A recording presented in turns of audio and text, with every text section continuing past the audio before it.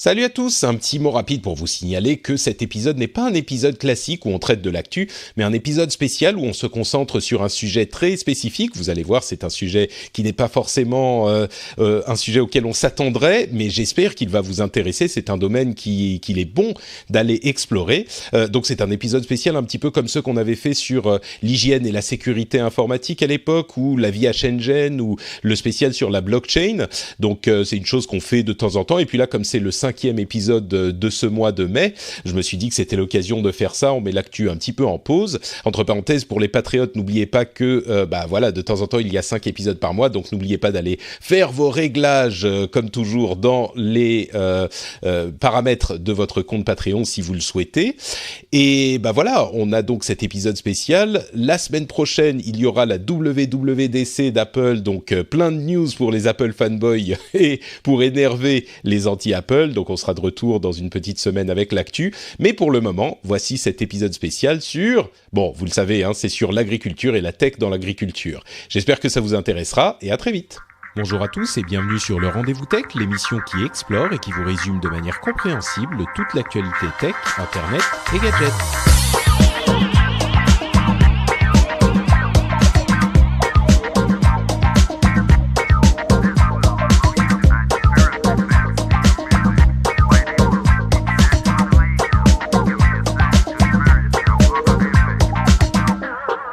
Bonjour à tous et bienvenue sur le Rendez-vous Tech, l'émission qui vous résume toutes les semaines l'actualité tech, internet et gadgets. Je suis Patrick Béja et aujourd'hui on a un épisode très spécial qui ne va justement pas parler de l'actualité chaude de la tech, mais où on va aborder un sujet très spécifique et très spécial et dont je pense qu'il vous intéressera particulièrement. C'est le sujet de l'agriculture et de l'agriculture connectée. Et pour parler de tout ça, et de l'agriculture moderne, et de tous les aspects de l'agriculture, et pour parler de tout ça, j'ai l'immense plaisir de recevoir, qui d'autre qu'un agriculteur, mais pas n'importe quel agriculteur. L'agriculteur d'aujourd'hui, c'est presque ton nom de super-héros, c'est Thierry Baillet qui se joint à nous. Comment ça va, Thierry ? Ça va très bien, merci Patrick. Oui, le temps est correct, j'allais dire. On a eu un peu de pluie, donc on est assez content. Ça se passe bien. Très bien. Écoute, merci beaucoup Thierry de te joindre à nous. Est-ce que tu peux dire aux auditeurs un petit peu quelques mots sur toi, histoire qu'ils te situent, qu'ils sachent un petit peu ce que tu fais ? Oui, alors donc je suis agriculteur dans le Pas-de-Calais, à côté de la ville de Lens. Donc j'exploite une surface de 75 hectares que j'ai repris à mon père, j'allais dire de façon assez classique. Ça doit faire 12 générations au moins qu'on est agriculteur de père en fils, voilà, d'après ce que j'ai pu voir au niveau des archives.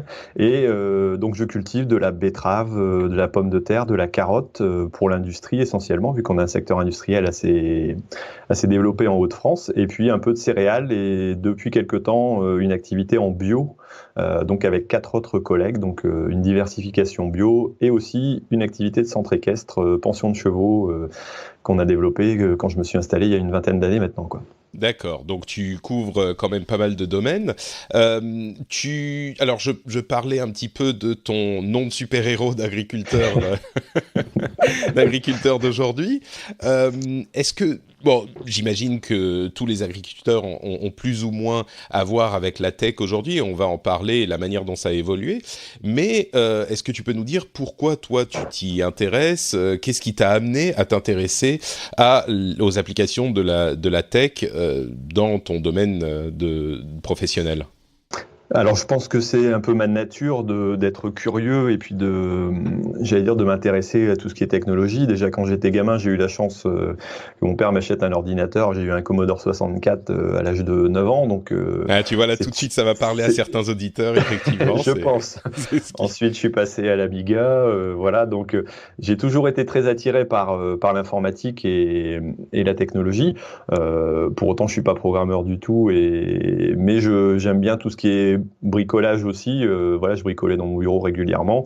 Je pense qu'on peut me qualifier un peu d'aguiculteur, comme certains le disent. Pas mal, j'aime bien ce titre.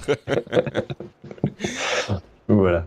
Et donc j'ai continué à m'intéresser à ça. Alors bien sûr dans l'application de l'agriculture, parce que c'est vrai on a énormément de choses à faire et de possibilités en agriculture. D'ailleurs, il y a énormément de startups qui existent dans l'agricole, parce que justement, il y a des possibilités de capture de données, d'analyse, qui peuvent nous aider donc à progresser dans notre travail et c'est ce que je recherche aussi, tout en essayant de trouver aussi les applications qui sont pas gadgets mais qui ont une réelle utilité voilà pour l'agriculture. De toute façon c'est celles qui fonctionnent, j'allais dire, et celles qui se sont développées ou qui se développeront à l'avenir. Et donc bah tu tiens effectivement un site qui est le bien nommé agriculteur d'aujourd'hui.com où tu fais tu fais pas mal de choses, mais il y a beaucoup de blogs et j'ai l'impression que tu essayes un petit peu d'évangéliser la tech dans le monde de l'agriculture francophone ou française. Et j'ai perdu le fil de ma pensée. mais oui, effectivement, c'est un type de technologie et de tech qui est pas... peut-être que tu vas me contredire, mais c'est pas quel est le dernier iPhone qui est sorti, comment est-ce qu'on peut utiliser Google Home pour parler à notre tracteur. C'est des trucs qui sont un petit peu plus, entre guillemets, sérieux. C'est des applications professionnelles. Est-ce que c'est des trucs quand même qui font un petit peu vibrer ton cœur de geek ou c'est très, je sais pas comment qualifier la chose, mais vraiment sérieux, quoi. Oui. Alors, c'est vrai que moi, j'en suis arrivé à communiquer. Alors, au départ, pour reprendre un peu l'histoire, j'ai commencé à communiquer il y a 5 ans sur YouTube pour expliquer le métier d'agriculteur. Parce que j'ai mon fils qui s'était fait insulter de cutéreux, bouseux. J'en ai encore la boule au ventre quand j'en parle. Voilà. Ouais. Et ça m'avait choqué, j'avais dit comment on peut expliquer qu'en réalité j'utilise des GPS RTK, on en reparlera après, des photos satellites dans mon activité courante alors que les gens croient encore qu'on est en bot avec un béret et qu'on ne fait que tuer des box ou je ne sais quoi. Donc voilà, je voulais mettre quelque chose de vraiment réel devant l'image que parfois les gens se font de l'agriculture. Voilà, de temps en temps j'aime bien dire on n'est plus Martine à la ferme, c'est fini quoi. Il faut essayer de voir un peu autrement. On est des entrepreneurs, on a des entreprises agricoles, même si ça ne plaît pas forcément à tout le monde. On gagne notre vie en travaillant aussi, donc il faut qu'on ait une rentabilité sur l'exploitation. On a 1000 métiers à faire, mais voilà. Donc, et c'est vrai que les agriculteurs sont beaucoup plus connectés que ce qu'on pourrait le croire, ne serait-ce que par nécessité. On va prendre un truc tout simple, simplement la météo. Voilà, les agriculteurs sont arrivés très vite sur Internet pour avoir des météo très précises parce que c'est le premier élément qui va faire que leur travail va pouvoir se faire ou pas, quoi. On est très dépendant du climat, des conditions agronomiques qu'on peut avoir autour de nous. Et donc, ça, c'est des notions qu'on doit prendre. Et c'est vrai qu'il y a beaucoup plus d'agriculteurs connectés en moyenne que la moyenne des Français, quoi. Voilà, si on prend une base. Les agriculteurs sont plus technophiles, peut-être, non seulement qu'on peut le penser, mais si on prend toute la population française, c'est tellement important pour bien faire leur travail qu'ils sont peut-être plus connectés que la moyenne des Français, comme tu le dis. Oui, ils sont plus connectés que la moyenne des Français. Ils ont plus de smartphones, ils l'utilisent plus. Ordinateur, c'est pareil. Alors, pas forcément par goût au départ, mais par nécessité aussi, quoi. Voilà, pour leurs besoins de travaux. Bien sûr. Mais tout au moins, après, ils découvrent aussi d'autres choses. Et comme dans toute la population, il y en a qui sont plus connectés que d'autres, quoi. Et voilà. Bien sûr.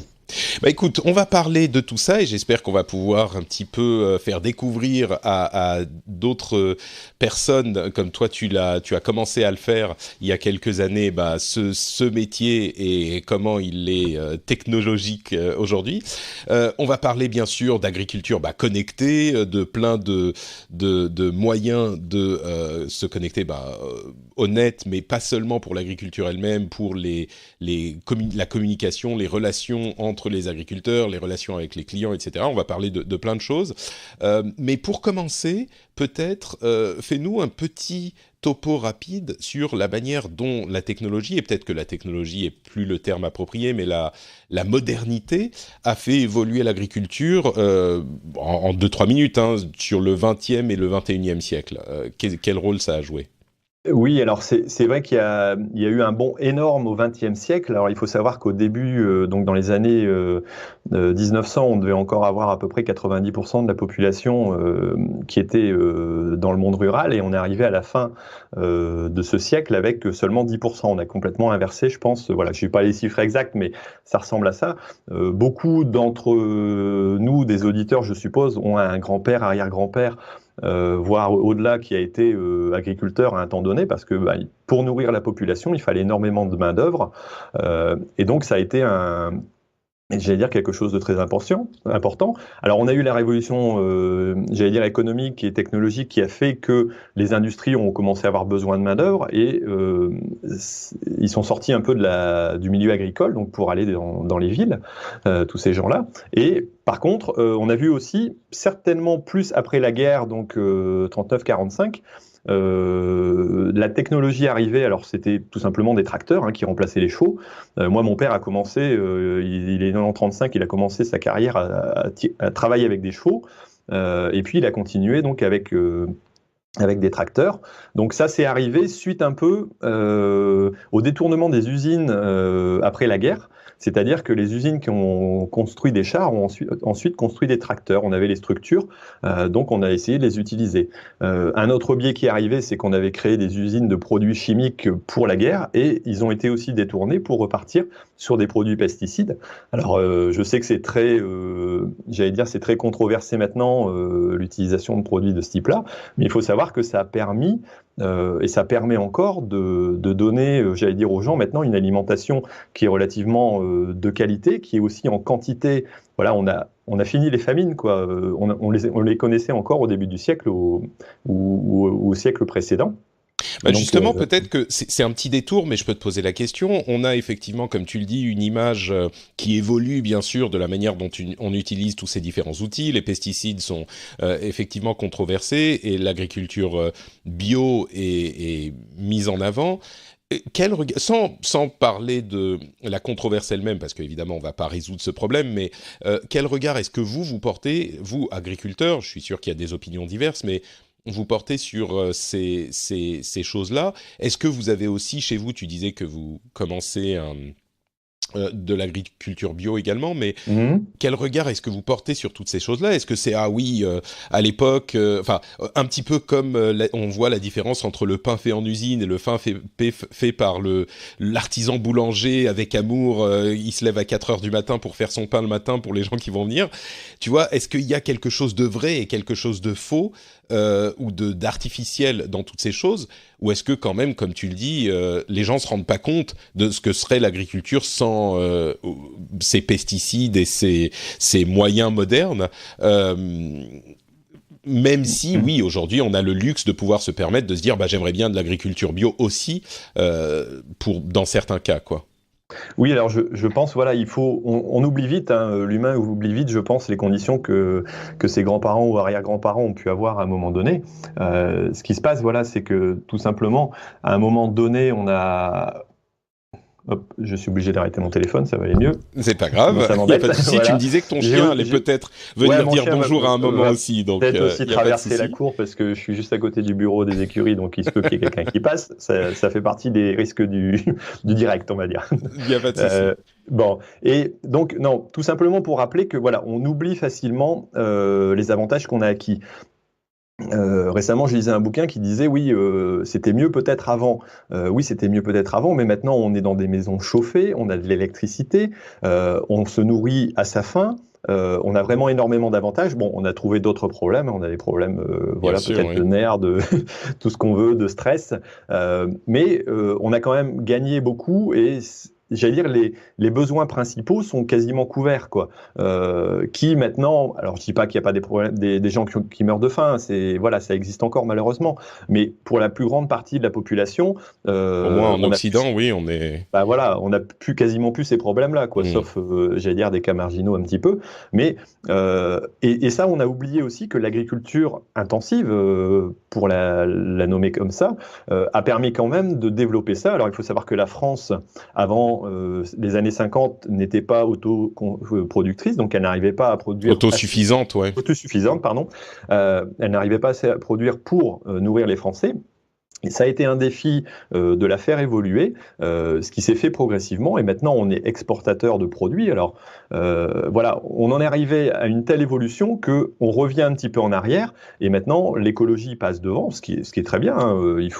J'allais dire, il faut respecter la nature. Et je pense qu'il faut faire attention à ce qu'on va laisser à nos enfants. Donc ça, je le conçois tout à Oui, fait. il y a effectivement des ajustements, mais je pense que, Voilà. enfin oui, comme tu le dis, il faut pas non plus voir les choses, enfin repartir dans l'excès inverse, quoi. Il y a quand Voilà. même des. Et on peut en parler un peu au niveau de la bio. C'est vrai que pour faire de la bio, je sais que voilà, pratiquement, il faut revenir à de la main-d'œuvre plus manuelle. Voilà, on utilise on a beaucoup de technologies aussi, mais on n'en a pas encore assez pour pouvoir se passer, j'allais dire, du travail de l'homme. Bon, quelque part, c'est bien, mais en même temps, c'est très astreignant, très compliqué. Ça prend beaucoup plus de temps. Et actuellement, je ne sais pas si tous les consommateurs seraient prêts à payer, même si c'est pas une grosse marge de différence, parce qu'en réalité, c'est plus, j'allais dire, une question de choix. Est-ce qu'on veut donner 10% de son revenu à sa consommation d'aliments, ou est-ce qu'on veut en donner 15 ou 20 voire 70, comme on le mettait il y a 70 ans pour pouvoir se nourrir, quoi. Voilà, on est passé sur des besoins différents. Bon, il faut qu'on régule et puis que chacun estime ce dont il a besoin et ce qu'il veut, ce à quoi il veut se nourrir, quoi. Bon, donc ça c'était pour la partie révolution agricole, on va dire. Parlons un petit peu de ce qui s'est passé depuis les années 2000. Il y a aussi beaucoup de choses qui ont évolué. Tu parlais dans notre préparation de l'émission d'agriculture de précision, de guidage par GPS, de photos satellites, de robots pour ce qui est de la traite ou de l'alimentation des bêtes. Encore une fois, en quelques minutes, comment est-ce que ça a évolué pour arriver à la situation dans laquelle on est à peu près aujourd'hui ? Alors oui, c'est vrai que le 21e siècle a vu l'arrivée. Bon, on avait réussi à produire, j'allais dire, en quantité. On avait réussi à passer ce cap. On avait des machines, des tracteurs assez évolués.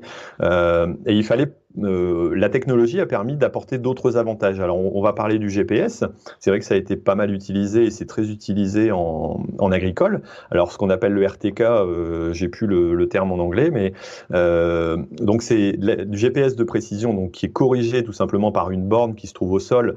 Et bon, on sait que le GPS peut naviguer sur 3 mètres, je pense, à peu près de large. Et nous, il nous faut une précision de travail de 2 cm, il faut qu'il y ait une correction. Voilà. Ah oui, on travaille à 2 cm de précision, voilà. Tu veux dire que les tracteurs doivent semer, par exemple, à 2 cm de précision ? Ben, c'est-à-dire que oui, alors c'est pas une obligation. Hein. Avant, on guidait le tracteur à la main et puis on arrivait à, j'allais dire, à semer droit. Enfin, moi, j'ai jamais su semer droit, donc après, ça dépend des agriculteurs. Mais à partir du jour où j'ai eu le GPS et le système RTK, les agriculteurs voisins ont dit ça y est, il a appris à conduire. Donc voilà, j'ai commencé à semer droit à ce moment-là. C'était comme ça. Donc alors, ça dépend de l'usage qu'on a. Si c'est pour semer du blé, concrètement, on n'a pas besoin de, voilà, on peut recroiser un petit peu, c'est pas gênant. Par contre, si on sème des cultures plus précises, des légumes par exemple, voire des betteraves, le fait de pouvoir semer droit au départ, et puis de semer à des distances bien précises, ça évite de faire des recroisements. Alors, ce qu'on appelle un recroisement, c'est chevaucher, par exemple, 2 lignes l'une à côté de l'autre, ce qui va entraîner plus de consommation de produits, parce qu'au lieu de faire 30 lignes sur j'allais dire sur la largeur, on va faire 31 ou 32, donc on va consommer plus de produits. On va consommer... Excuse-moi, je t'arrête un instant. Oui. Quand tu dis 30 lignes sur la largeur, on va en passer à 31 ou 32. Moi, j'ai presque l'impression que les auditeurs se diraient « Ouais, enfin bon... Bon, je vais pas parler pour les auditeurs, je vais parler pour moi.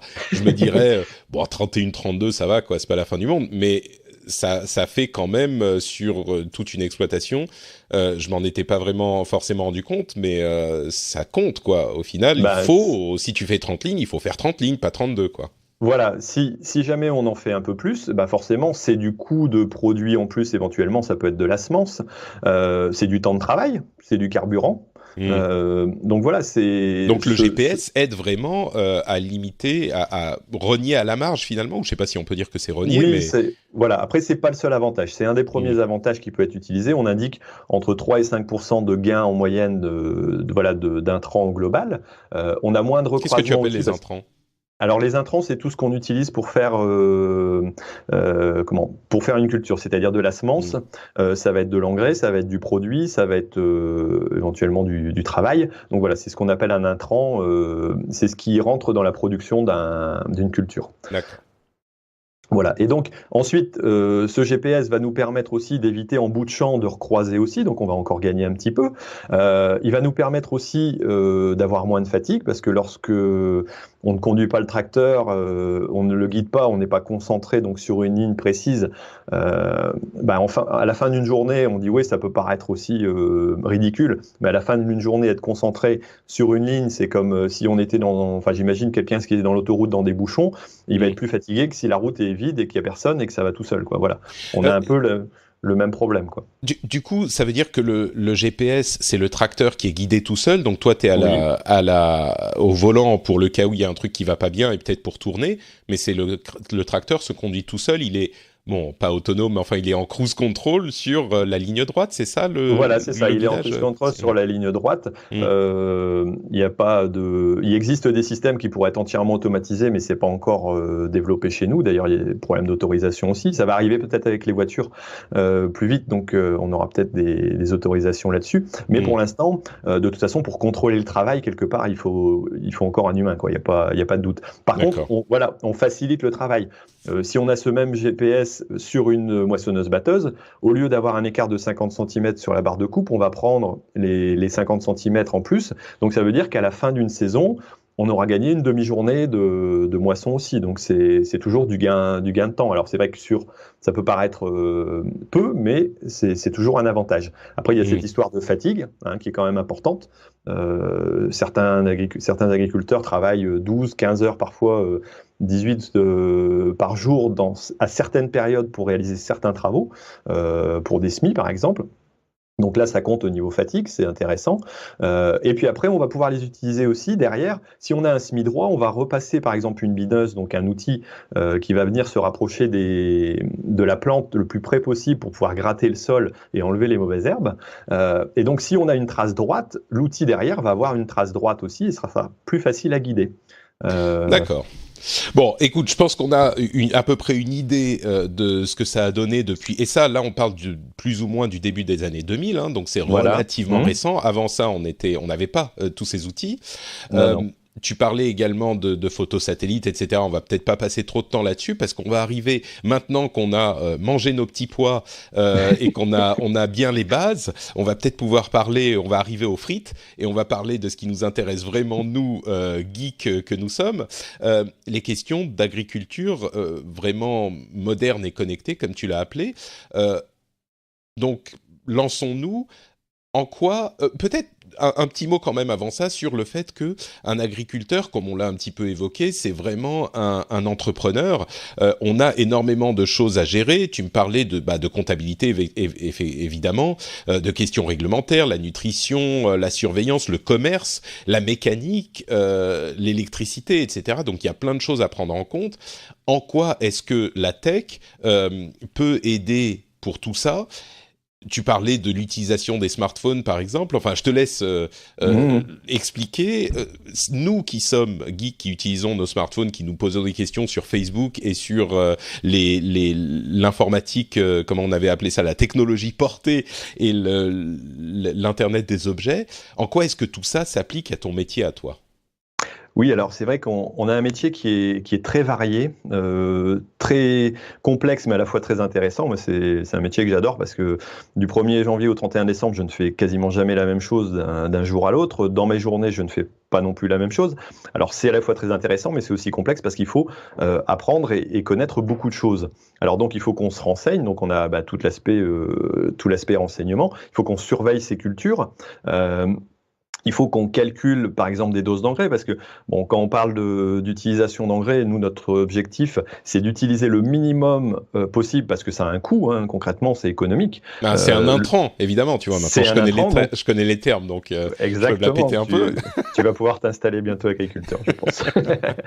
et donc, vraiment utiliser le minimum de produits pour avoir le maximum de résultats. Alors, si, pendant un moment donné, on poussait, j'allais dire, pour dire d'avoir le meilleur résultat, maintenant, on est en train d'essayer de serrer au maximum pour avoir la plus grande précision. Il faut savoir que voilà, une plante ou un animal, pour pousser, c'est comme un être humain, il y a toujours un facteur limitant. Donc le but du jeu, c'est j'allais dire, d'arriver au taquet du facteur limitant et puis de pouvoir obtenir, j'allais dire, le meilleur potentiel. Voilà, nous, notre objectif, c'est pas forcément d'avoir le meilleur rendement, mais celui qui va nous coûter le moins cher et qui va nous rapporter le plus.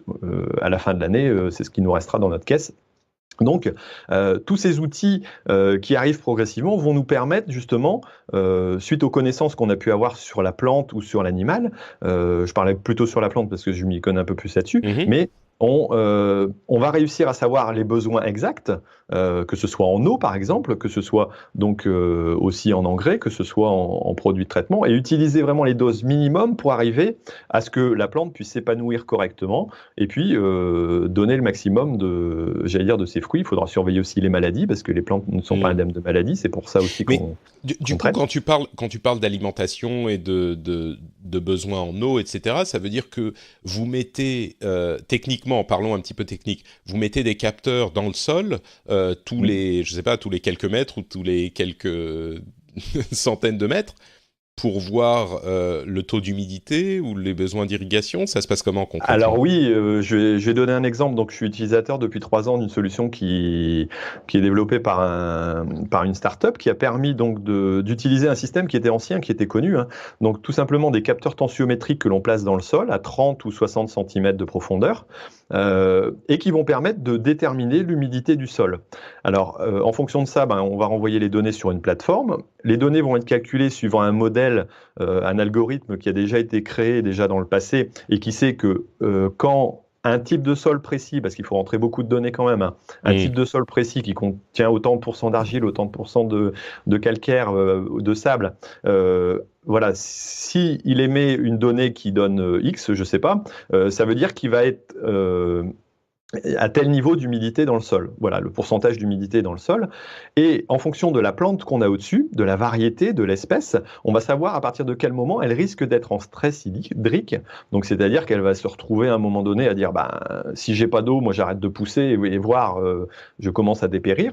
Et c'est donc ce type de capteur qui va nous permettre de dire précisément, à ce moment-là, il faut enclencher l'irrigation, il faut en mettre telle quantité, pour que la plante se sente, j'allais dire, bien et puisse repartir. Donc, mais voilà. Du coup, qu'est-ce qu'il y a de moderne là-dedans qu'est-ce qu'il y a de technologie au sens où on l'entend depuis les smartphones ? Parce que, comme tu dis, les capteurs tensiométriques, ils existent depuis longtemps. Est-ce que c'est le fait qu'ils soient connectés et qu'ils génèrent des résultats avec ces modèles ? C'est le temps gagné aussi par rapport au conseil.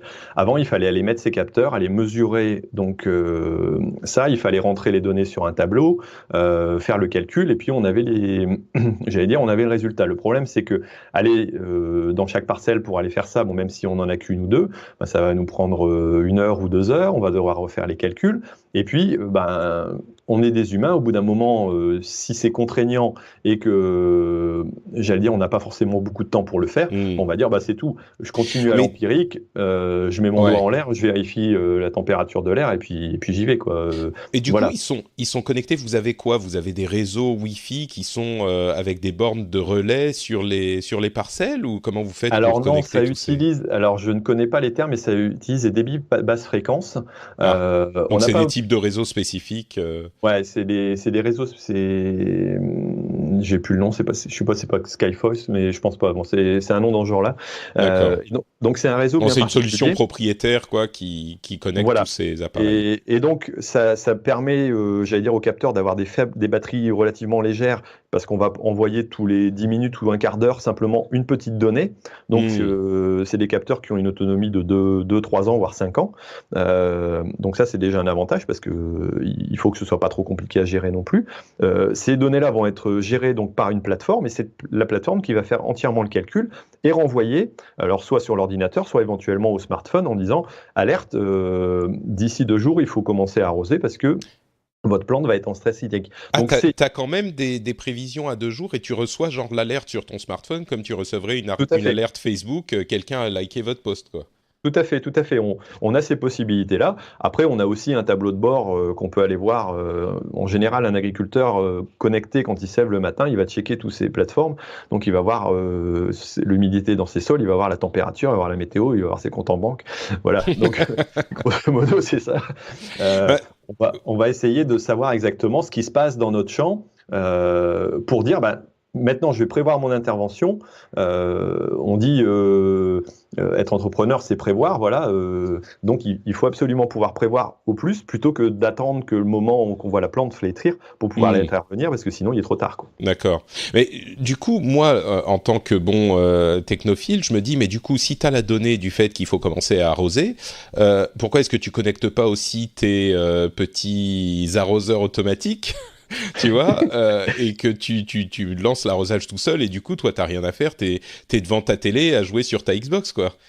Oui, alors ça peut être le cas, hein, éventuellement dans des serres ou sur des réseaux d'irrigation qui sont montés en fixe. Par contre, nous on utilise des systèmes d'irrigation en canon qui arrosent et donc on doit déplacer le canon et le mettre en place, quoi. Donc voilà.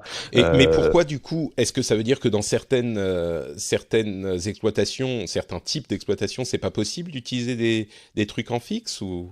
Alors, selon les cultures, c'est un peu complexe. Il y a d'abord une question de coût. Il faut savoir qu'une installation fixe, nous, on en a acheté par exemple en goutte à goutte pour l'irrigation des oignons en bio. Concrètement, on a un coût qui est 5 à 10 fois supérieur. Voilà, grosso modo, on avait investi 100 000 euros, je crois, pour 6 hectares d'installation. Faut imaginer. Voilà, alors qu'un enrouleur qui va pouvoir faire une trentaine d'hectares va coûter 30 à 40 000 euros, quoi. Donc, on n'est pas du tout dans les mêmes notions. Il faut avoir une valeur ajoutée très élevée pour pouvoir se permettre ce genre d'installation. Donc, selon voilà le type de culture, on va pas utiliser forcément les mêmes outils, mais c'est tout à fait possible de connecter et puis de pouvoir lancer et automatiser ça. Nous, on n'en est pas là actuellement, mais ça peut très bien se faire. Il y a énormément de serres, par exemple, où il y a quelque part de la valeur ajoutée aussi et où il faut suivre de façon beaucoup plus précise, où là, tous les capteurs sont bien présents pour ouvrir et fermer les volets afin de maintenir la température, pour arroser quand il faut. Et là, tout est automatisé. C'est plus facile aussi de le faire, entre guillemets, dans un local fermé qu'en extérieur, quoi. On a toujours les contraintes agronomiques et puis de météo qui nous tombent dessus, quoi. Donc, d'accord. Voilà. Tu me parlais aussi de carnet connecté qui va te permettre de garder une mémoire des travaux qui ont été faits. Je suis curieux de savoir ce que c'est, ça, et puis aussi de sites de vente et par internet, de vente et de chat par internet. Donc, est-ce que tu peux nous dire 2 mots sur toutes ces choses-là? Oui, alors on parlait des intrants donc pour la production, par exemple des végétaux ou des animaux. Il y a un autre critère qui est important, c'est l'utilisation du matériel. Le coût du matériel en général, c'est ce qui est le plus élevé dans les charges d'une exploitation agricole. Donc le but du jeu, c'est de à la fois savoir ce que ça nous a coûté éventuellement pour essayer de les réduire au maximum. Alors, on arrive parfois à optimiser ça en se regroupant. Ça, c'est les systèmes de CUMA qui se sont regroupés, donc coopératives d'utilisation de matériel agricole. Je pense qu'on a créé Uber il y a 75 ans en préférant l'usage à la propriété. Ça existait juste après la guerre. Les agriculteurs se sont groupés à plusieurs pour acheter pas une voiture, mais un tracteur. Et c'est resté. Nous, on a une coopérative comme ça juste à côté de chez nous. Moi, je suis adhérent, j'étais président de cette structure. Et donc, on a 15 tracteurs qui sont à 40 agriculteurs, quoi. Donc, on a, voilà. Et comment tu fais quand il y en a un qui fait mal son créneau et qui endommage le truc? On a des mécanos aussi, on a un atelier, on a toute une structure qui fonctionne avec. Et puis, c'est sûr qu'il faut apprendre à travailler avec les autres, hein. Ça arrive pas comme ça du jour au lendemain. Il faut respecter les autres beaucoup pour pouvoir travailler comme ça. Mais c'est une richesse parce que ça nous fait faire des économies mécaniques, mais c'est aussi une richesse de rencontres et de discussions avec d'autres agriculteurs. Bon, on sort un peu du sujet, quoi. Mais oui, voilà, non, mais je comprends. Ouais. D'accord. Voilà. Donc, et par exemple pour ces structures-là qui possèdent 80 matériels différents, les enregistrements se font encore par carnet. C'est-à-dire qu'à la fin de chaque utilisation, vu qu'on doit payer en fonction de ce qu'on utilise, il faut enregistrer, j'ai fait autant d'hectares, j'ai fait autant d'heures avec ce tracteur-là, et donc on enregistre, puis on doit reprendre ces enregistrements pour les refacturer après. Donc ça, c'est-à-dire que à l'époque, les carnets, c'était effectivement un petit carnet sur lequel tu écrivais au stylo ou au crayon. Et maintenant, les carnets connectés, c'est des applications, j'imagine, sur smartphone, par exemple, ou ce genre de truc? Ouais, tout à fait. Alors, c'est encore des choses qui sont en développement parce que c'était pas Hmm. ça. Je pense que voilà, techniquement, c'est une espèce de tracker hein, qui va pouvoir suivre avec un GPS le suivi. Par contre, il y a beaucoup d'implémentations annexes parce que si on utilise tel ou tel outil, ça va pas forcément être les mêmes types de travaux. Il faut parfois capter s'il y a eu des bénages, si c'est une remorque par exemple, pour pouvoir le facturer derrière. Donc voilà, c'est des choses qui sont en développement, mais tout à fait, on va passer du carnet et papier à l'enregistrement, ce qui va permettre d'enregistrer toutes les interventions qui sont faites dans mes parcelles. Je vais savoir exactement le nombre d'heures de tracteurs que j'ai passé pour telle culture, telle production. Moi, ça va me permettre, voilà, déjà pour la coopérative, de facturer facilement et de plus avoir ce problème-là de perte, d'oubli parfois, ou d'erreur d'écriture, de relecture. Hein. Dieu sait si on en a eu parfois des compliqués parce que c'est dur de relire parfois quelqu'un qui a écrit mal ou qui avait les doigts avec plein de terre parce que il a dû travailler ou débourrer l'engin. Voilà, Hmm. donc ça, c'est tout Mais, des contraintes qu'on mais peut du éliminer coup, grâce à ce système-là. et du coup, ce que je comprends d'après ce que tu dis, c'est que ça te fournit finalement aussi un petit peu d'analytics Tout à fait. de ton travail, quoi. C'est-à-dire que tu gardes les traces et tu peux savoir et comprendre ensuite la manière dont tu as travaillé, ce que tu as fait, ce que tu as trop fait, ce que tu as moins fait, etc., quoi. Voilà, c'est là qu'on arrive tout doucement dans ce qu'on appelle bien entendu le big data. C'est vrai qu'à un moment donné, cette notion m'était un peu me dépassait un petit peu, mais quand on a toutes ces données-là, alors quand on cumule l'ensemble, par exemple des capteurs météo qu'on peut avoir, parce qu'on a aussi des pluviomètres bien entendu, on a aussi les capteurs voilà d'humidité du sol, on a les carnets connectés. Si on arrive à rassembler tout cet ensemble-là, c'est pas encore opérationnel pour l'instant, hein, mais ça va le devenir dans l'avenir, je pense. Toutes ces données-là vont nous permettre de mieux connaître notre façon de faire, notre travail, de mieux l'analyser. Alors, bien sûr, ces données-là sont aussi une certaine richesse. Je sais que Google en Amérique a bien investi dans l'agriculture et puis dans ces données-là parce que ça les intéresse pour pouvoir éventuellement vendre des produits, savoir Hmm. voilà tout ça. Mais nous, en tant qu'agriculteurs, d'ailleurs, il y a une réelle réflexion sur la propriété de données dans l'agriculture actuellement. On a aussi besoin beaucoup de ces données-là pour pouvoir justement améliorer nos pratiques, mieux connaître nos coûts de production parce que actuellement, c'est compliqué de connaître un coût de production, savoir que tel tracteur a été autant de temps dans telle culture. Voilà, on le sait globalement sur l'exploitation, mais par culture, c'est très compliqué. Et donc, tous ces systèmes-là vont nous permettre de rassembler ensemble, de pouvoir voilà, nous donner un tableau de bord qui va être beaucoup plus concret avec les temps de travaux. Les interventions, pouvoir prévoir éventuellement les investissements matériels dont on aura besoin, éventuellement dire pour finir le tracteur je l'utilise pas beaucoup, je vais pouvoir éventuellement en racheter un moins puissant ou alors dans la coopérative en avoir un de moins plutôt qu'un de plus, Hmm. et donc d'essayer d'optimiser au maximum notre production quoi. C'est marrant parce que tout ce dont tu parles là, c'est effectivement des trucs qui sont des applications concrètes des technologies, mais il y a beaucoup de trucs qui sont vraiment tech quoi. Et Hmm. du coup, j'ai presque envie de te demander, et je vais le faire parce que je suis audacieux, est-ce qu'il y a encore des agriculteurs qui sont déconnectés de tout ça, sans mauvais jeu de mots, mais qui font les trucs peut-être pas à la main, mais qui font les trucs avec leur tracteur en y allant au pifomètre sans GPS, ou qui n'utilisent pas les carnets connectés, ou qui, tu vois, est-ce qu'il y a des gens qui font encore ça entre guillemets à l'ancienne, c'est-à-dire comme on le faisait il y a 20 ou 30 ans, pas forcément comme on le faisait il y a 100 ans, mais ou est-ce que vraiment, comme tu disais, enfin, tu disais il y en a qui sont plus ou moins connectés, mais est-ce que c'est possible aujourd'hui de faire encore ce travail sans être un minimum connecté? Alors ça commence à devenir compliqué. Alors il existe encore une génération qui travaille, je dirais, à l'ancienne. Alors ils obtiennent les informations de par souvent des conseillers techniques. Voilà, souvent un agriculteur est lié plus ou moins à son fournisseur, sa coopérative, son négoce, qui va pouvoir lui indiquer, j'allais dire, les meilleures interventions. Voilà, les capteurs connectés, c'est quelque chose qui est en développement. On n'est pas encore sur une utilisation de masse. Et Hmm. je ne sais pas quel pourcentage d'agriculteurs utilisent ça, mais pour l'instant, ça doit ressembler à 2 ou 3% maximum, quoi, hein. Ah oui, On d'accord, est, on est quand ouais, même ouais, non, on est, assez...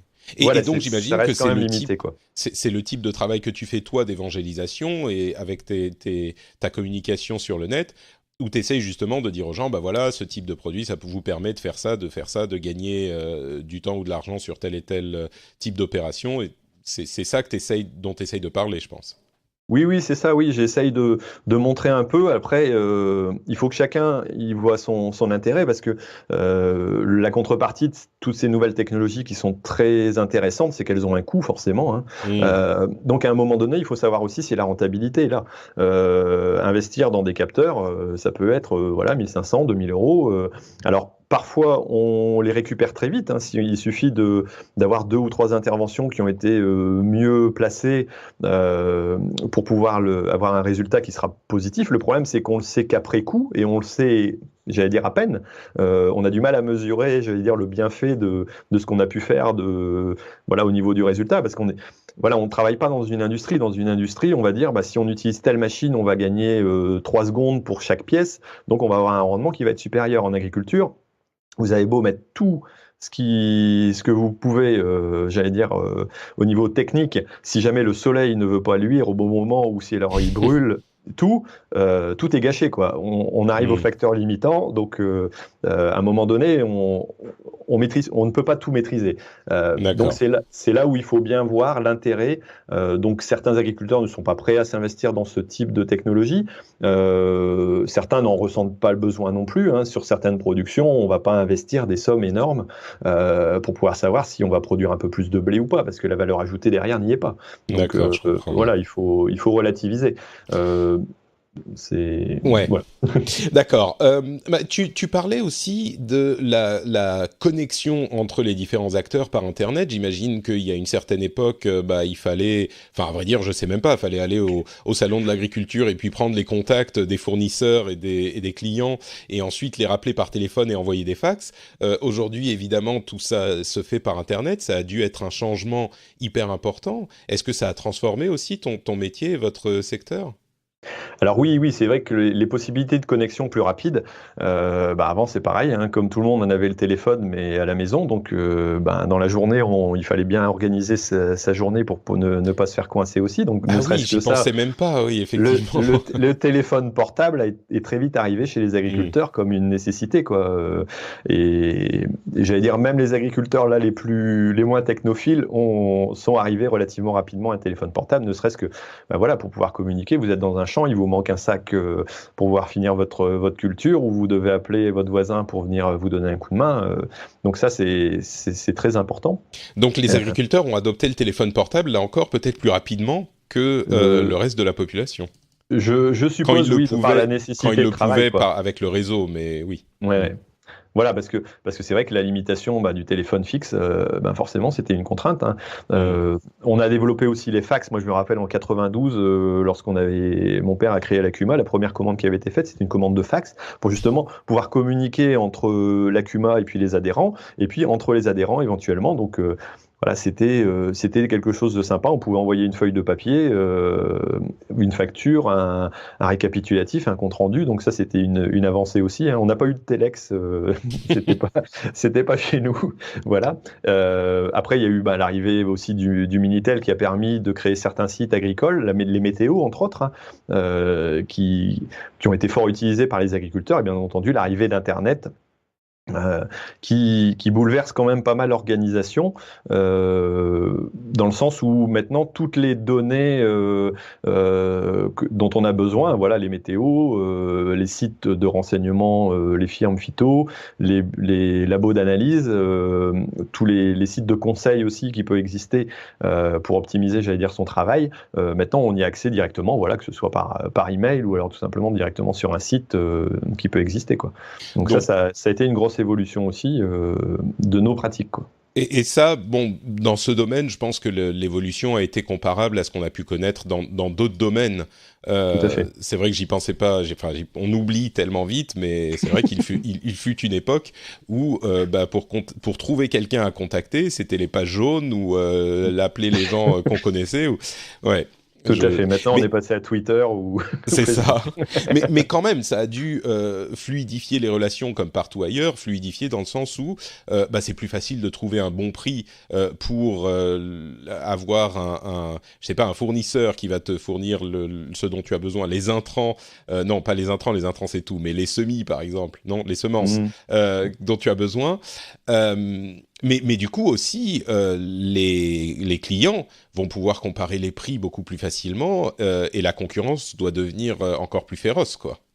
Alors oui et non. Alors il faut savoir que l'agriculture a été basée sur le développement aussi de coopératives et de négoces. Et les agriculteurs, quelque part, sont encore actuellement très attachés, j'allais dire, à l'aspect humain, hein, l'aspect relationnel qu'ils peuvent avoir Hmm. avec leurs commerciaux, leurs technico-commerciaux, et avec les structures en général avec lesquelles ils travaillent, que ce soit des coopératives voilà, ou des négoces. Il y a souvent un fort attachement et il y a une forme de confiance qui existe aussi. Parfois, j'allais dire à tort, malheureusement, parce que certaines structures, je ne vais pas dire qu'elles en abusent, mais quand il n'y a pas trop de concurrence, on regarde un petit peu moins.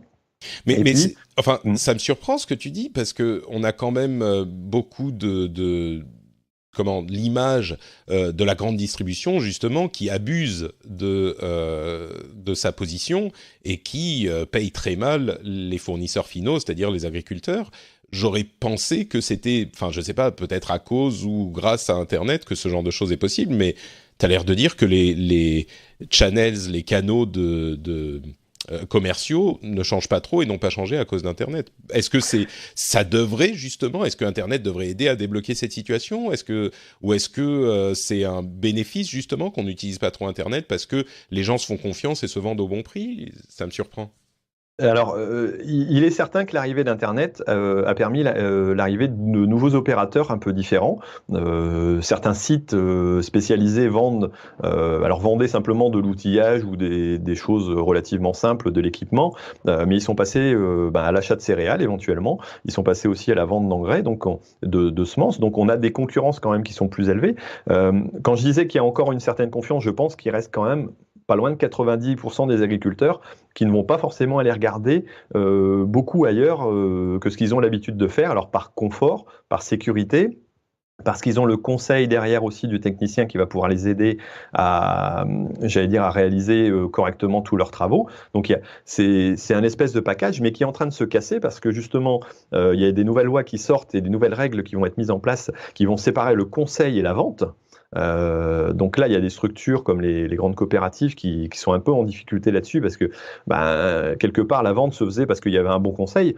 Je pense que tout humain est content d'aller voir plutôt que d'acheter. Bon, on achète facilement sur Amazon, mais pour certains produits très particuliers, on va plutôt aller voir un conseiller, quelqu'un qu'on connaît chez un magasin spécialisé, qui va vraiment vous donner le bon conseil, qui t'a payé un peu plus cher. Mais il y a cet aspect-là qui est très important. Et dans l'aspect professionnel agricole, je pense qu'on le retrouve aussi parce que c'est une habitude. Mais c'est vrai que ces nouvelles plateformes vont commencer un peu à casser ce système en proposant des prix.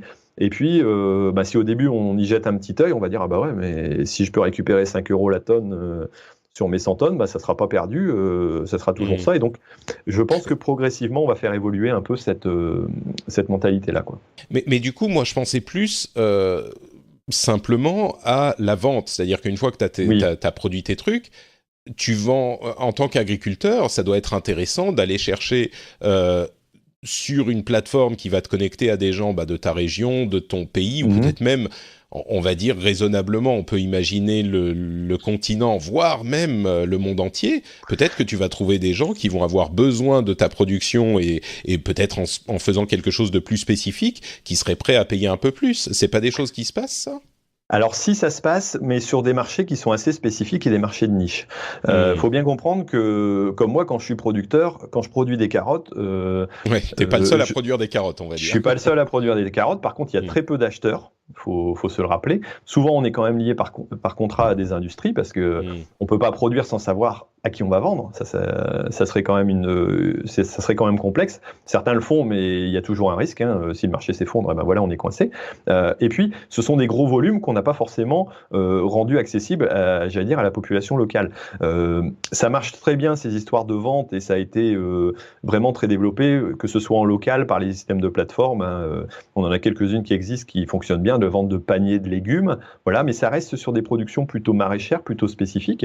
Mais quand on est sur des gros volumes de céréales ou de carottes ou de betteraves. Betteraves, c'est pas compliqué, on a une coopérative, donc on n'a pas possibilité, j'allais dire, de vendre à quelqu'un d'autre. En céréales, on a certes plusieurs opérateurs différents, mais c'est quand même assez limité, quoi. J'allais dire dans un secteur proche, parce qu'il faut pas oublier que le produit en lui-même, ça reste une denrée périssable et qui est coûteuse à transporter, étant donné que c'est du gros volume à des petits prix, on va pas forcément chercher à l'envoyer trop loin, et donc le nombre d'opérateurs est quand même limité. Et donc il y a une certaine concurrence qui existe, c'est sûr, mais c'est plus facile à gérer, par exemple pour des produits comme la céréale qui peut se stocker, que bon, une pomme de terre, ça peut se stocker, certes, mais si on n'a pas vendu avant d'avoir produit, ça devient très compliqué parce qu'on prend des gros risques, quoi.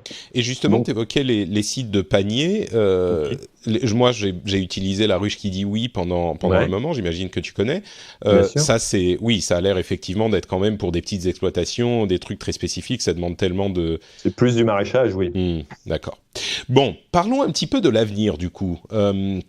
Il y a des choses qui sont en train d'être développées. Tu me parlais de robots qui vont aller désherber ou surveiller les cultures. Les insectes qui vont être utilisés pour l'alimentation animale, oui. des animaux. Enfin, ce genre de choses, ça semble pas très tech. Mais bon, visiblement, ça rentre dans cette catégorie quand même. Il y a du e-learning, du crowdfunding aussi. Là, c'est des termes qu'on va beaucoup plus comprendre, nous, fans de tech. Est-ce que tu peux nous parler, oui, de cette petite ouverture vers l'avenir ? Oui, alors quand on prend un peu l'évolution de l'agriculture, on parlait tout à l'heure de cartes satellites. Donc les cartes satellites ont commencé à se créer donc pour pouvoir, j'allais dire, optimiser aussi la surveillance des cultures, savoir où il y avait des maladies, où il fallait mettre des engrais.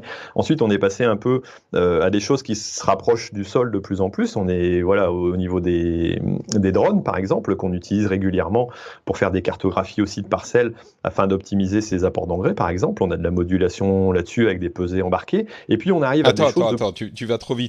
Je vais trop vite. Des drones, effectivement, c'est plus efficace que les photos satellites. Et tu dis de la pesée embarquée, c'est quoi la pesée embarquée ? Enfin, explique-nous l'utilisation des drones, en fait. Voilà, alors que ce soit donc avec une carte ou avec un drone, on va prendre une photo. Alors l'avantage du drone, c'est que c'est une question de rapidité et proximité. Une carte satellite, le satellite, voilà, il y a des systèmes qui existent depuis très longtemps, Farmstar, qui sont utilisés donc, voilà, mais quand le satellite passe, il passe pas très souvent au-dessus, et s'il y a une couverture nuageuse, on est un peu coincé.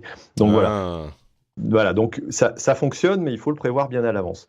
Maintenant, pour avoir encore plus de précision, on a des systèmes de drones qui sont plutôt des ailes volantes que des drones quadricoptères, qui vont passer au-dessus des cultures avec des capteurs avec 4 caméras qui vont prendre vert, jaune, rouge, bleu, voilà, et puis créer une carte qui va permettre de dire à tel endroit il y a beaucoup de végétal et à cet endroit-là il n'y en a pas beaucoup. Et donc de faire une carte de simulation qu'on va pouvoir renvoyer dans son distributeur d'engrais. Moi, voilà, c'est ce que je fais. J'ai une carte que je remets par clé USB et dans la carte, on va dire à tel endroit, je vais mettre autant d'unités d'azote parce qu'il y a peu de végétation, ça sert à rien d'en mettre beaucoup. À d'autres endroits, il y a une belle végétation, la culture va en profiter, il faut que j'en mette plus. Voilà, et donc tu trimbales par clé USB les données de ton drone de ton aile volante. Oui, alors ça passe encore par une plateforme qui doit traduire entre guillemets le langage de l'aile volante. Mais ensuite, sur la plateforme que j'ai, je peux avoir la carte que je vais renvoyer. Voilà, après c'est une question de connexion. Je pense que demain on pourra faire la ligne directe sans connexion, mais pour l'instant c'est comme ça. Et donc je remets ma carte tout simplement dans mon distributeur d'engrais. Et donc lui, il a une pesée en continu, c'est-à-dire que lorsque je mets de l'engrais dedans, il pèse. Et puis au fur et à mesure que j'avance, il continue à peser. Et il sait exactement combien il met à tel endroit. Et donc, on a vraiment une précision là au kilo près ou à 10 kilos près, qui permet là aussi de faire des économies et puis d'optimiser au mieux, j'allais dire, au niveau végétal. Et puis pas trop en mettre, quoi. De pas trop en mettre, voilà, d'en mettre là où il faut, comme il faut. Nous, notre but, c'est vraiment d'optimiser. Si c'est pour l'envoyer dans la nappe phréatique, ça ne nous intéresse pas. Voilà, concrètement, on préfère garder cet argent-là et le laisser dans notre portefeuille. Voilà, donc c'est vraiment d'optimiser. Hein. Non, mais bon, on dit parfois que les agriculteurs sont pollueurs, mais il faut savoir qu'ils sont aussi économes en général, voire radins pour certains.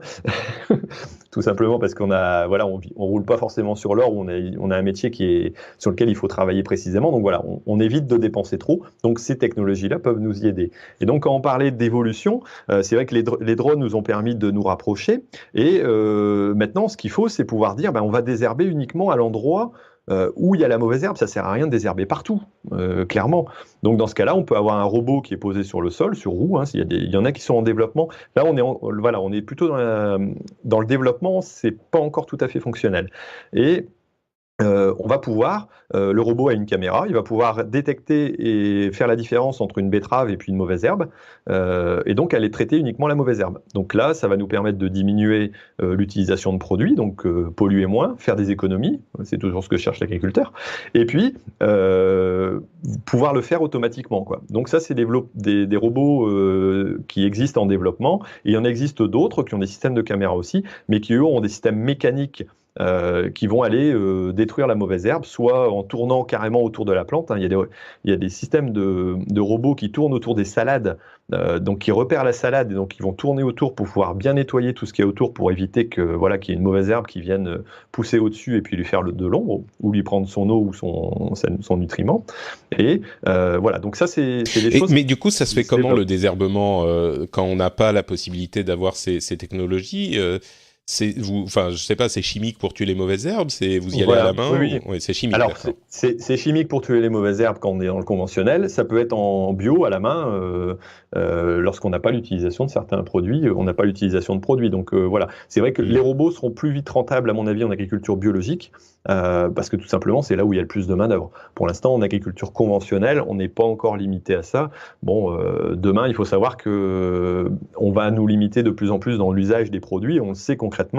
Il faut nous laisser le temps justement de trouver ces technologies-là et de les développer pour pouvoir justement arriver à répondre à cette attente sociétale qui est importante, mais qui pour l'instant est un peu en avance par rapport à ce que nous on sait faire. Ce qu'il est possible de faire, oui. Alors quoi d'autre? Qu'est-ce qui est encore en développement en tech Alors c'est vrai qu'il y a, on parlait tout à l'heure du beurre, il y a des plateformes qui existent, d'échange de matériel, qui proposent par exemple de dire, si vous avez un matériel, vous pouvez éventuellement le proposer à la location à d'autres. Donc c'est des choses qui pouvaient se faire avant, entre voisins. Disons que maintenant, ces technologies donc de communication permettent de dépasser les stades du lieu et puis du problème de communication. Et donc il y a ce type de plateforme qui peut exister et permettre de faire des échanges, de favoriser le dialogue entre les agriculteurs. Il y en existe aussi, bien entendu, sur des échanges de techniques, comme des forums, bien entendu. Bon, ça, on n'est plus dans ces choses-là, mais de plus en plus, on essaye d'avoir aussi, on voit le développement de plateformes qui permettent de mettre en relation des agriculteurs pour des types d'échanges un peu différents, sur des besoins particuliers, des éleveurs par rapport à du fourrage, et ce qui se faisait plus difficilement avant parce que le site n'était pas forcément au point, quoi. Mais du coup, est-ce que ça ne met pas en danger, ou je sais pas, mais est-ce que ça ne rend pas inutile les coopératives, ce genre de site? Alors non, parce que nous on s'est posé la question parce que je suis aussi responsable de la fédération des coopératives de matériel agricole, donc des Hauts-de-France, mais en réalité ces plateformes-là vont permettre de créer l'échange. Par contre, les structures en elles-mêmes qui font vivre une bonne entente, et puis le besoin juridique parfois d'avoir des choses calées et puis signées, parce qu'on va pas uniquement se taper dans la main pour pouvoir avoir un résultat, fait qu'il faut quand même encore des structures et des relations humaines dans ce système-là. Par contre, ces systèmes vont permettre de mettre en relation des agriculteurs entre eux, qui vont peut-être, à l'inverse, devenir coopérateurs ensemble pour investir dans du matériel à l'avenir. Donc je le prends un peu dans le sens inverse. Pour moi, tout ce qui crée le lien va pas forcément détruire les structures qui existent. Et quelque part, si la structure n'a plus raison d'être parce qu'on en a plus besoin, qu'elle n'existe plus, ça ne sert à rien dans ce cas-là. Donc oui. C'est pas quelque chose qui te fait peur non plus. Ah non, pas du tout. Non, je veux dire, faut pas garder les structures parce qu'on a besoin de structures. L'utilisateur final, pour moi, l'agriculteur, c'est celui qui doit avoir le bénéfice du résultat. C'est tout. Le reste, entre guillemets, n'a que peu d'importance. Alors, tu parlais aussi de e-learning, de crowdfunding. Il y a des agriculteurs qui se font crowdfunder des trucs. Je comprends pas très bien comment ça rentre dans le schmilblick là. Alors oui, il existe des plateformes spécifiques. Alors, si je me trompe pas, il y a Mimosa qui existe, il en existe d'autres, parce que des agriculteurs veulent développer un projet, ils n'ont pas forcément un financement par la banque. Certains agriculteurs, bon, on parle plus de petites structures ou des structures qui ont un projet un peu décalé par rapport à, j'allais dire, ce que voient les banques habituellement. Faut savoir que, ben, voilà, les banques à un moment donné financent pas non plus toujours tout ce qu'on veut. J'allais dire, un agriculteur qui s'installe, qui veut se mettre dans le légume dans un secteur et qui dit bah, tiens, je lance une opération de crowdfunding, vous mettez autant d'argent sur la table et puis je vous fournirai l'année prochaine voilà, des paniers pour autant de temps. Voilà, ça peut être un mode de deal comme ça peut être aussi tout simplement un urbain qui voit un projet intéressant sur l'agriculture et qui se dit tiens, moi j'ai un petit peu d'argent de côté, je veux bien le mettre pour financer quelque chose qui me plaît. Ça, je pense qu'il y a de plus en plus de monde qui peut s'y intéresser et dire ben oui, ben, je veux aider ce jeune à s'installer pour pouvoir développer tel type de production que je trouve dans le sens de voilà de ce qui me plaît. Donc mais c'est tellement local. Comment est-ce que la personne ou l'agriculteur qui a ce projet réussit à se connecter aux gens. Enfin, je sais pas, peut-être qu'on va arriver au sujet suivant qui est les réseaux sociaux. Est-ce que ça passe par Twitter, Facebook et tu renvoies sur la plateforme en question et t'essayes de fédérer des gens très localement ou... Alors c'est pas forcément local, justement, c'est un peu l'intérêt de, j'allais dire de la toile, c'est de dire j'ai un projet qui correspond à une attente, je veux développer, je vais prendre le cas d'un vigneron par exemple qui veut développer une vigne bio, mais pour lequel il lui faut quelques temps de mise en place. Si vous êtes amateur de vin de ce type et puis que vous dites tiens c'est un projet qui m'intéresse, vous pouvez dire bah tiens je peux pourquoi pas financer que ce soit à fond perdu ou alors éventuellement dans l'espoir d'un retour de quelque chose, mais en disant j'ai envie d'aider cette personne à développer ce type de production parce qu'elle correspond à mes attentes, à mes envies d'évolution de la société et de l'agriculture. Donc, pourquoi pas utiliser ça et ça peut se faire à longue distance. Ça peut être aussi aider, pourquoi pas, un agriculteur dans les pays du Sud, du Maghreb, qui voudrait développer quelque chose et pour lequel on lui trouve une cause, quoi. Là, on est plus sur je pense, sur l'aspect parfois innovant, parfois tout simplement vouloir faire un don, ou alors pourquoi pas développer un agriculteur qui se dit tiens, moi je veux mettre on parlait d'insectes tout à l'heure, mais à élever des insectes pour pouvoir l'utiliser en alimentation, bah pourquoi pas déposer un dossier sur une plateforme de crowdfunding un peu spécialisée dans l'agricole. Voilà. Après, j'ai pas tous les domaines qui sont utilisés là-dedans, mais oui, bon, bien sûr, voilà, bien sûr. Mais c'est vrai que pour un vigneron, enfin pour du vin, forcément, ça parle et il peut y avoir des spécialistes. Mais c'est vrai que j'ai du mal à l'imaginer pour, je sais pas, un agriculteur qui veut faire des betteraves bio. Faut vraiment qu'il trouve son public. Mais peut-être qu'il y a des gens qui effectivement sont intéressés par ce type d'initiative. Pour le développement dans d'autres pays, ça peut effectivement permettre à des gens de financer des choses qui les intéressent ou qu'ils veulent soutenir. Et ça aurait effectivement pas été possible sans la désintermédiation du net, quoi. Tu disais tout simplement betterave bio, par exemple, ce sont des filières au niveau du sucre qui n'ont pas beaucoup de développement.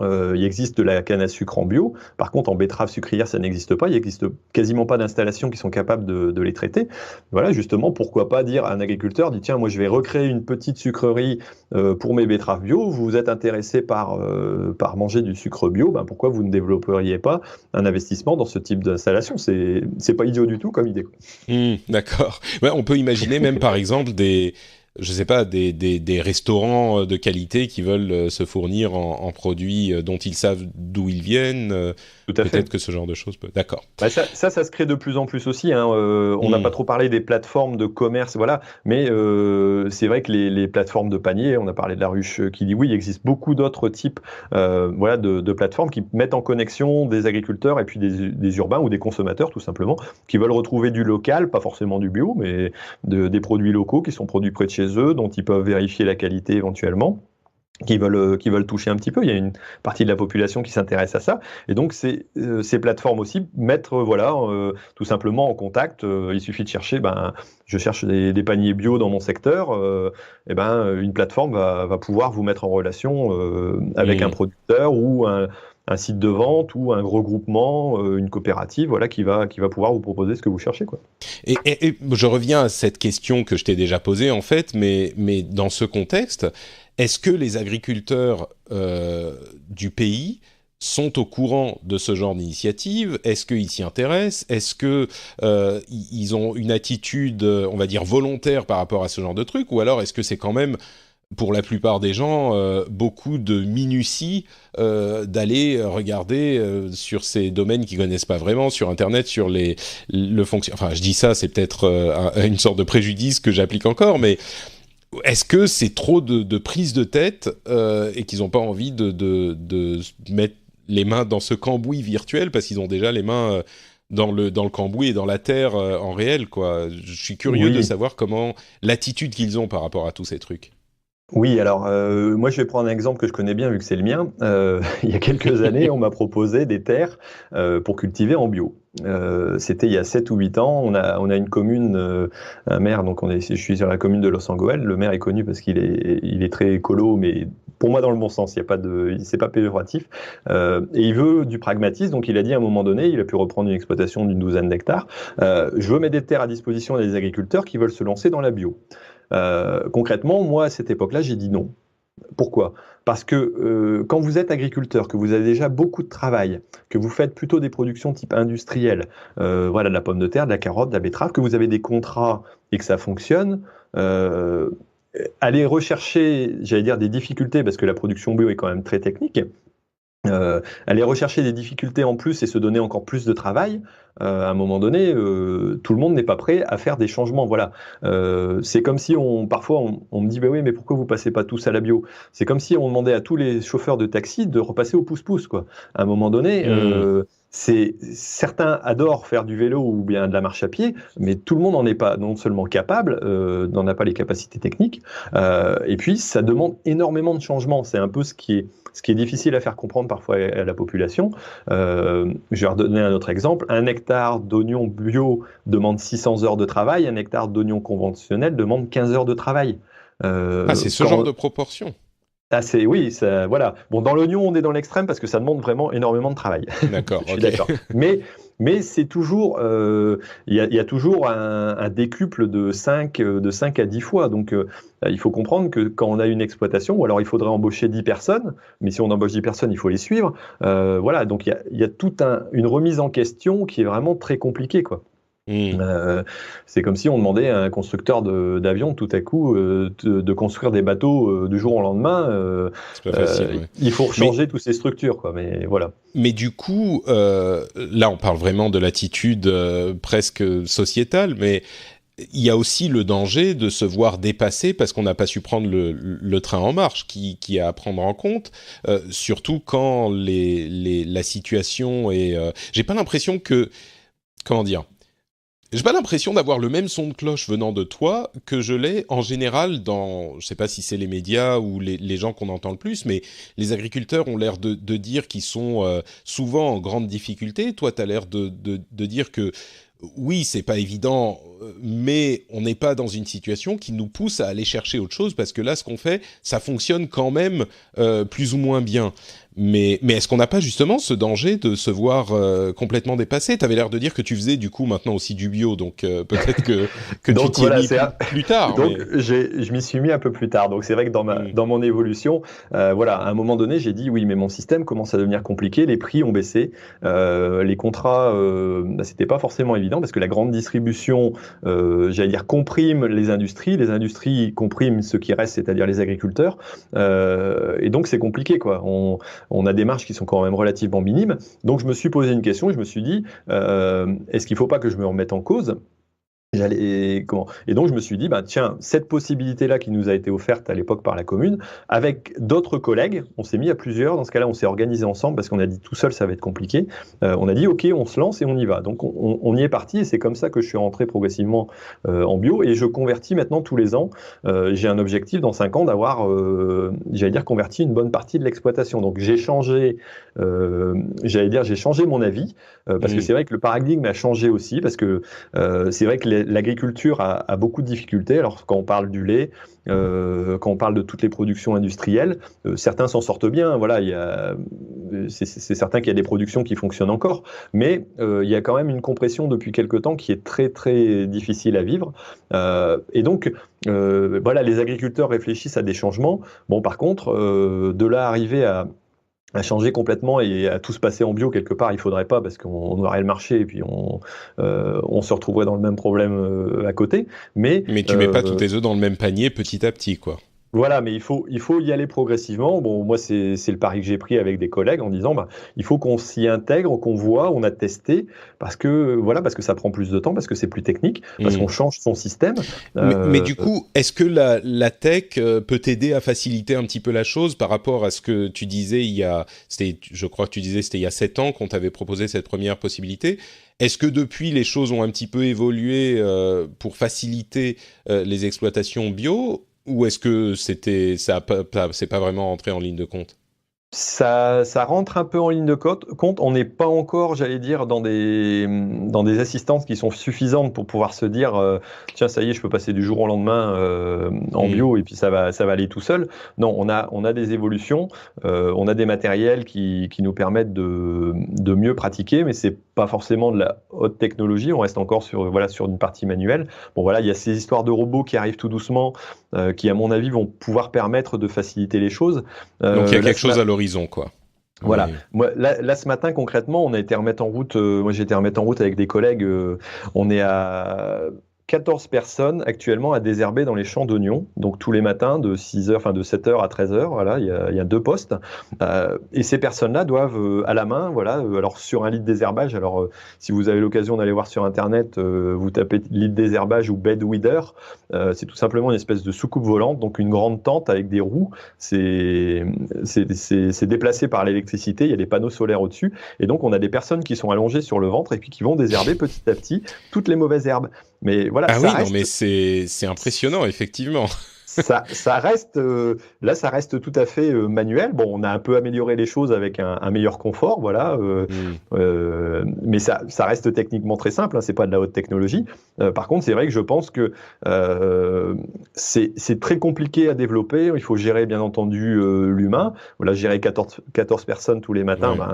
Il faut les suivre aussi. Il faut être avec eux, il faut les accompagner. Donc c'est pas évident.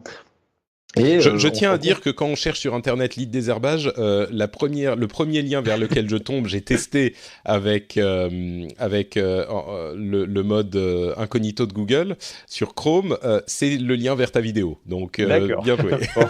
C'est bien, tant mieux. Au moins j'ai permis de développer ça. Non mais voilà, ça donne une idée un peu. C'est vrai que c'est une image originale quand on regarde, c'est sympa. D'accord. Pour aller voir d'autres vidéos. D'accord. Bon, je pense qu'on comprend un petit peu le contexte de tout ça. On va conclure peut-être avec le dernier sujet qui est celui de la communication et des réseaux sociaux. Tu me disais que Twitter est quand même pas mal utilisé. Alors toi, tu utilises YouTube pour communiquer, mais il y a aussi Twitter, Facebook, YouTube, Instagram et même Snapchat. Oui. Comment est-ce que c'est utilisé dans cette industrie du coup ? Alors, il y a deux contextes. Je vais dire, il y a le dialogue entre les agriculteurs. Alors, Facebook, voilà, peut être utilisé, par exemple, plutôt pour montrer. Il existe des pages spécifiques. Hein, il y a des fans de matériel agricole. Il y a beaucoup de sites là-dessus. Et donc, voilà, dès qu'on met un tracteur sur, j'allais dire là-dessus, il y a certains fans qui vont adorer ça. Donc voilà, il y a une forme de communication. Excuse-moi, tu peux répéter, j'ai pas bien compris. Il y a des fans de tracteurs qui vont aller admirer les tracteurs. Remarque, pourquoi pas, il y a bien des fans de boîtes, comme des fans de caisses voitures, d'ordinateurs. Hein. Ouais. Voilà, donc on a des fans de matériel agricole. Donc là, il y a des pages spécifiques, il y a des espèces de groupes qui existent, bien entendu, des forums. Il y a de la communication qui se fait un peu comme moi je le fais sur YouTube. On est plus d'une dizaine maintenant d'agriculteurs qui communiquent sur notre métier en expliquant ce qu'on fait, voilà, que ce soit dans l'élevage, dans les cultures. On a quelques chaînes qui ont pas mal de vues aussi là-dessus parce que les gens cherchent à savoir un peu comment ça se passe réellement. Donc ça, c'est c'est ce qui se développe. Bien entendu, on utilise aussi Instagram, Snapchat, moi un petit peu Insta pour essayer d'expliquer ce que je fais au quotidien. Voilà, il y a des jeunes qui nous suivent pour voir un peu ce que je fais, qui aiment bien me suivre. Bon, c'est un peu l'aspect star, si on veut, du système dans une échelle. Agriculteur star, je comprends bien. Ouais. Voilà. Mais bon, c'est vrai que quand on va sur un salon, quand on est youtubeur, de temps en temps, on se fait arrêter parce qu'il y a des gens qui aiment bien ce qu'on fait, on communique sur l'agriculture, donc ils pensent que c'est positif, donc c'est sympa. Et puis, il y a tout cet aspect communication, voilà, vers le grand public qui est important. Et puis, il y a toute la communication en interne entre les agriculteurs. Alors, pour développer, j'allais dire, différentes choses. Alors, il existe des groupes, bien entendu. Alors, quand je parlais de Twitter, c'est vrai que Twitter est très utilisé. Il y a un réseau sur Twitter qui fonctionne bien en agricole. Et qui se permet j'allais dire, de s'envoyer des infos sur des manifestations qui vont arriver, sur des nouvelles technologies qui sont sorties, sur voilà, une nouvelle analyse. Donc il y a beaucoup de communication un peu comme ça qui se fait en direct et puis entre personnes. Moi, ce que j'adore dans Twitter, c'est que éventuellement, si vous avez quelqu'un qui est connecté avec vous, vous pouvez le contacter. Sans avoir à chercher ailleurs, vu que vous pouvez lui envoyer un message. Donc ça, c'est un mode de contact qui est très pratique aussi. On peut aller discuter avec quelqu'un. Bon, moi, je l'utilise peu, si ce n'est que pour développer mes vidéos, mais en même temps, on peut pas tout faire dans la vie. Mais en fait, ce que tu es en train de me dire, c'est que les agriculteurs sont des gens comme les autres. C'est incroyable, ça. J'aurais jamais pensé. Oui, non, mais et certainement aussi, voilà, quand on parle de communication, nous on est, moi je suis sur Viber avec d'autres collègues, on a des groupes, il y en a qui sont sur WhatsApp ou WhatsApp, bien entendu, on l'utilise, tout simplement pour aller plus vite, pour communiquer, et puis cette partie, j'allais dire relationnelle, a été redéveloppée encore. Je reprends l'historique, nous on avait des CB dans notre acteur avant, voilà, maintenant on est passé à WhatsApp, quoi. D'accord. Et du coup, pour conclure, la grande révolution tech des 10 dernières années, ou un petit peu plus maintenant, c'était les smartphones. Tu disais que vous aviez des téléphones portables très vite. Les smartphones, est-ce que ça a été accueilli dans le monde de la tech, de l'agriculture comme waouh, putain, mais c'est trop fort, je peux faire ci et ça grâce à mon smartphone, j'en veux un tout de suite? Ou est-ce qu'il a quand même fallu attendre que les usages s'installent vraiment avant que les gens n'adoptent et laissent tomber leur Nokia 3310? Comment ça a été accueilli, ce truc? Je pense qu'il y a une partie de geeks qui s'y est mis plus facilement et puis d'autres qui ont découvert un peu l'utilisation au fur et à mesure en fonction des besoins. Ouais. Je pense que c'est plus le besoin. Mais il y avait... Ouais, d'accord, c'est le besoin qui a mené le truc, mais il y avait quand même les agriculteurs geeks qui se sont jetés sur l'iPhone ou les premiers Android quand ils sont arrivés. Ah oui, moi je me rappelle pour mon cas, j'ai investi dans un Palm si je me trompe pas, c'était en 2002. Donc on n'était pas encore au smartphone, on avait encore le téléphone et puis le Palm à côté, mais tout simplement voilà pour pouvoir enregistrer mes interventions et faire ça. Alors je pense que j'ai été dans les premiers à le faire, mais d'autres ont suivi aussi. Et c'est vrai que le smartphone, qui était peut-être un peu moins compliqué quand même à utiliser que le Palm, et puis c'était pas deux appareils distincts, quoi. Donc nous a permis de développer ça, quoi. Mais c'est vrai que... T'as eu quand ton premier iPhone, toi, du coup, si on parle de personnes spécifiques? Je pense que... Ouais, bon, c'était... À l'époque, c'était un vieux téléphone de je sais plus chez qui. Enfin bref, mais c'est quand une société est arrivée, c'était Bouygues Télécom à l'époque, je pense, et qui a commencé à casser les prix. Et on était en 98... Non, pardon, je parle des smartphones, tu sais, iPhone, Ah, Android. des smartphones, pardon. Je sais plus, mais ça date. Je pense que c'était à l'arrivée des smartphones. Je me rappelle d'avoir eu un Palm 2008, téléphone. 2009, Il faisait ouais, dans ces eaux-là. Oui, ça a été je pense dans les tout débuts, oui, c'est sûr. D'accord. Ok, écoute, je voulais peut-être évoquer la question des DRM dans les tracteurs qui sont très problématiques aux États-Unis, mais tu me disais que ces protections qu'imposent les constructeurs sur le fait de réparer soi-même son matériel est moins sur le devant de la scène en France parce que vous avez besoin, ils sont tellement complexes que vous avez besoin des constructeurs pour réparer vos tracteurs de toute façon. Donc on n'est pas dans le même cas de figure qu'aux US. Je voulais le mentionner parce que c'est un débat qui revient souvent. J'ai l'impression quand on écoute les émissions anglophones, mais visiblement c'est moins le cas chez nous, quoi. Oui, alors je dis pas, enfin moi personnellement je le ressens moins. C'est vrai que je ressentirais plus la question des histoires de données dont on n'a pas trop parlé, mais de la Mhm. propriété des données, qui est quelque chose de très important, quoi. On parlait tout à l'heure un peu du big data. Moi je sens vraiment une évolution là-dessus. Alors on va avoir aussi avec l'arrivée de la blockchain d'autres façons de pouvoir commercer, enregistrer et puis comptabiliser, j'allais dire, des transactions à mon avis qui vont faire évoluer aussi beaucoup l'agriculture d'ici quelques temps parce que ça va faciliter, je pense, ces transactions et puis les aider à les sceller. Mais ça, c'est des choses qui vont arriver progressivement. Mais c'est vrai que cette histoire de données, alors pour l'instant, on est Alors dans quel la est le mise en... souci sur la propriété des données dans l'agriculture alors? Bah c'est le même souci que pour tout le monde, hein. À partir du moment où des données permettent à éventuellement, j'allais dire celui qui en est propriétaire, de pouvoir les utiliser à bon escient, donc nous éventuellement bien entendu pour gérer notre exploitation, mais elles pourraient être utilisées tout à fait par un constructeur pour savoir, tiens cet agriculteur-là il a acheté une moissonneuse-batteuse à telle époque, Hmm. donc je sais que je vais pouvoir aller le recontacter parce que il renouvelle en général tous les 3 ans, sa machine elle fait telle capacité, j'ai su qu'il avait plus d'hectares maintenant. Donc, je vais pouvoir aller le contacter. Voilà, bon, c'est un exemple fictif, mais qui pourrait être présent. Mais voilà, donc après, si le constructeur l'utilise à bon escient pour créer des machines qui correspondent aux besoins de l'agriculteur, ça me dérange pas. Mais s'il l'utilise pour pouvoir, entre guillemets, lui booster et puis le spammer pour Ouais, lui bien envoyer sûr, ouais. un commercial, voilà, il faut qu'on se limite. Bon, je suis pas un accro de la propriété de données et puis je pense pas qu'il faille non plus tout fermer et Tout ne pas verrouiller, le ouais. Hmm. voilà, je pense qu'il faut en laisser, enfin voilà, qu'il faut y réfléchir et puis bien mettre en place. Mais Ouais, c'est la vrai que cette question se pose aussi dans ton domaine, quoi.